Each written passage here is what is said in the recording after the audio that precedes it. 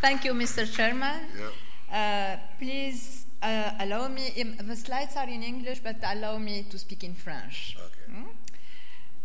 Tout d'abord, je voudrais vraiment remercier les organisateurs d'avoir associé le bureau de l'UNFPA de l'Iran à cette importante conférence sur population et développement, et surtout pour la session de comment réaliser le demographic dividend. Donc,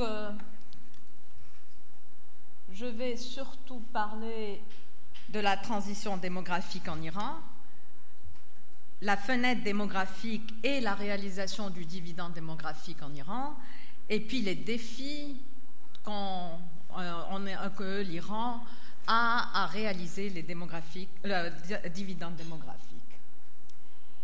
Comme vous pouvez le voir, la population en Iran et la transition démographique en Iran s'est produite très très rapidement. Alors, ici, c'est en 1990. Comme vous pouvez le voir, le taux de natalité était à 44 et le taux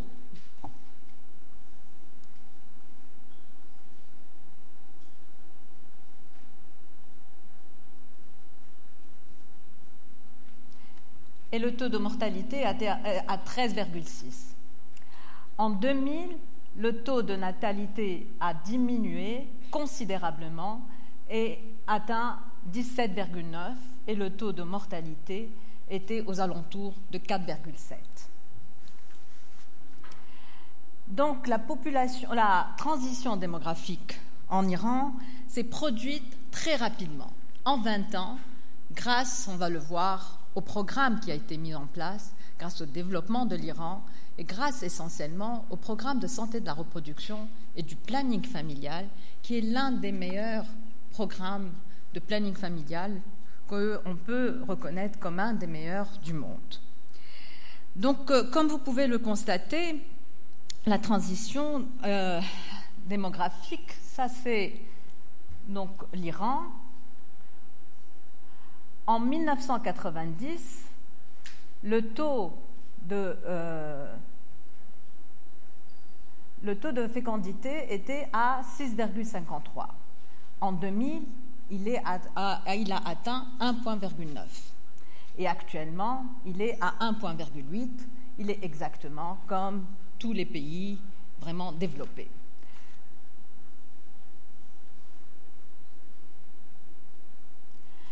Donc, comme je l'ai dit, les principaux déterminants de la baisse de la fertilité en Iran sont essentiellement la diminution, bien sûr, du taux de mortalité infantile,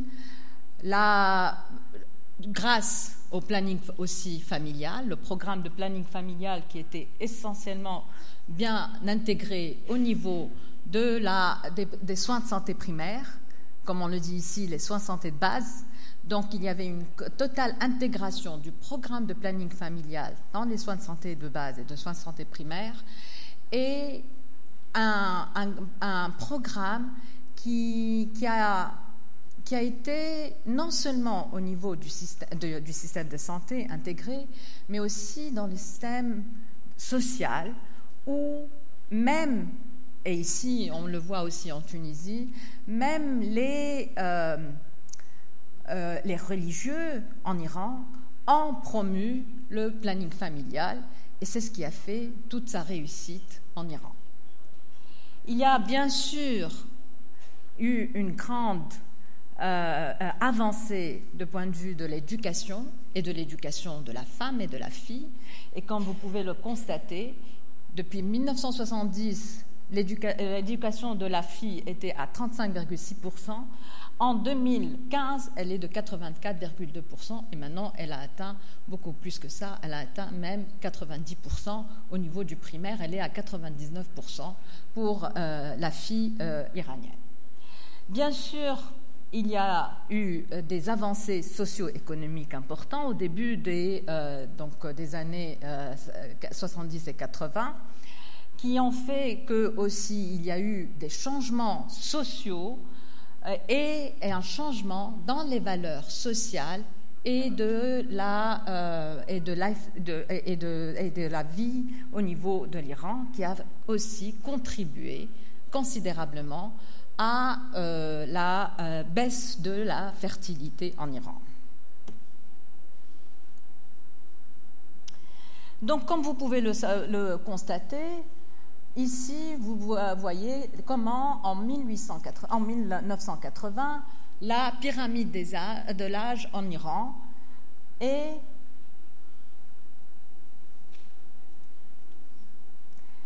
là, c'est comment elle est actuellement, avec bien sûr un nombre important de jeunes âgés entre 20 et 45 ans et 49 ans, et bien sûr avec une pyramide au niveau de sa base qui se réduit, en plus du vieillissement de la population qu'on voit actuellement avec la pyramide en haut qui va en s'élargissant. Voici un peu comment les transformations de la pyramide de l'âge de l'Iran va se produire en 2050, avec bien sûr une population âgée de 65 et plus qui est très importante, qui va atteindre 30% de la population en 2050, avec une population jeune qui continue à être importante, mais qui va bien sûr se rétrécir de plus en plus. Quant aux dividendes démographiques, où est-ce qu'on en est en Iran? On est bien sûr à la fin de la transition démographique, c'est-à-dire que maintenant, il est actuellement impératif que l'Iran bénéficie de cette opportunité démographique ou de cette fenêtre démographique pour que justement il y ait un bénéfice, un dividende démographique réalisé. Nous avons vu notre collègue ce matin parler du National Transfer Account et comment justement la population âgée de 20 à 64 ans, c'est-à-dire la population productive, est actuellement beaucoup plus importante que la population âgée de 0 à 19 ans et 65 ans et plus. Et c'est là le démographique dividende qu'il faudra réaliser en Iran, que l'Iran est actuellement en train de bénéficier, puisque sa population productive est bien plus importante de la population qui est âgée de 0 à 19 ans et 65 ans et plus. Cette fenêtre démographique va rester ouverte jusqu'à 2060 et plus même. Et donc, c'est là où l'investissement doit être important.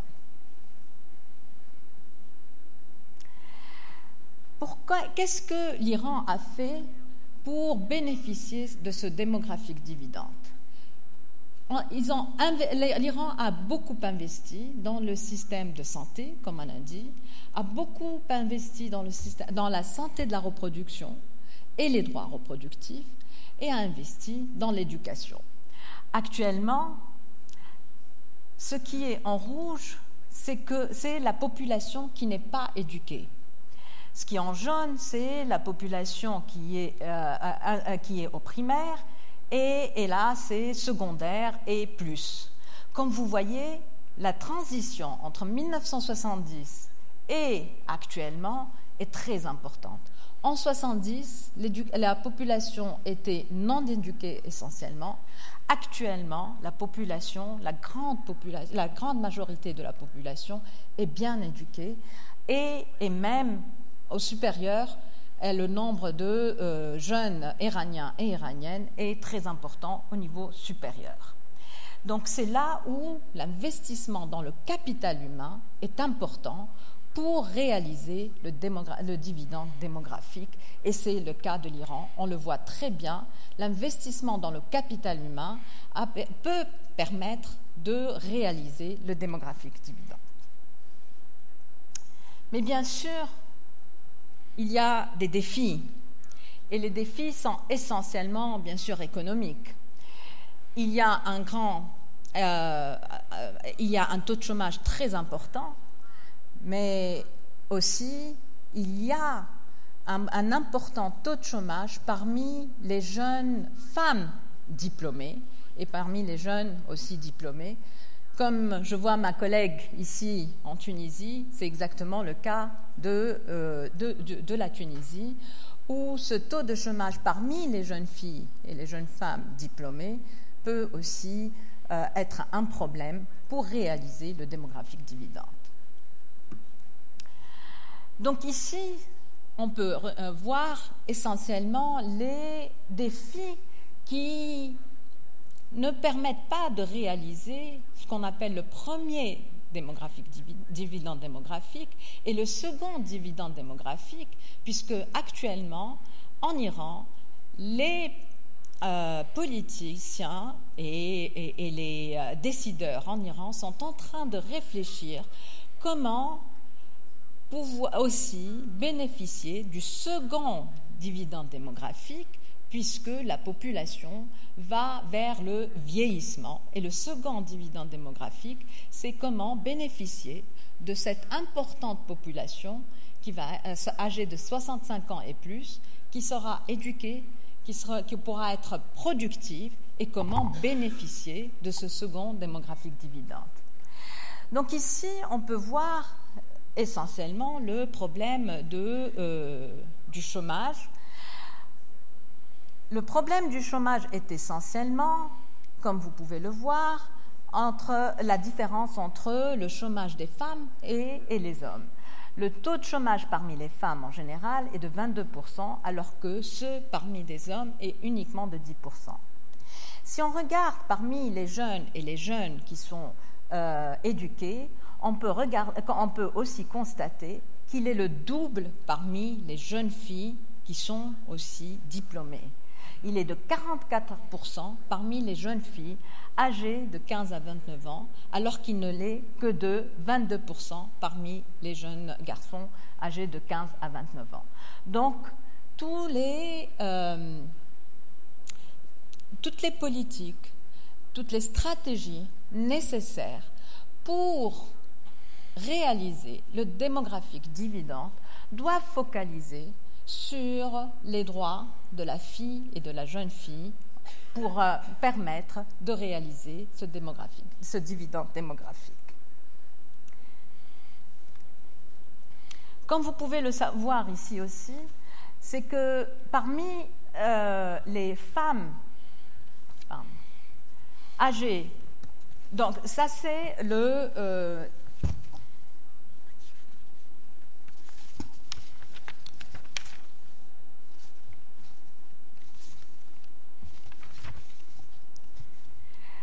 donc c'est le revenu par habitant et par âge et par sexe. Comme vous pouvez le remarquer, pour les hommes, il est bien plus élevé que pour les femmes par âge et par sexe. Quel que soit l'âge, le revenu donc par tête habitant pour les hommes est bien plus, bien sûr, important que le revenu pour les femmes.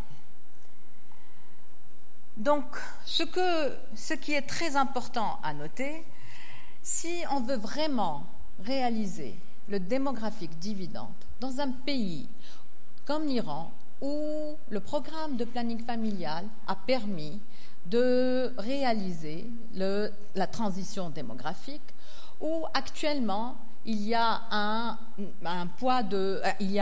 nombre de la population productive qui est éduquée, qui permettrait de réaliser le démographique dividende, il est très important de noter et de focaliser sur les politiques qui permettent justement d'autonomiser les jeunes et d'autonomiser les jeunes femmes et de promouvoir la participation des jeunes et des jeunes filles et de promouvoir leurs compétences de vie afin justement de réaliser ce démographique dividende.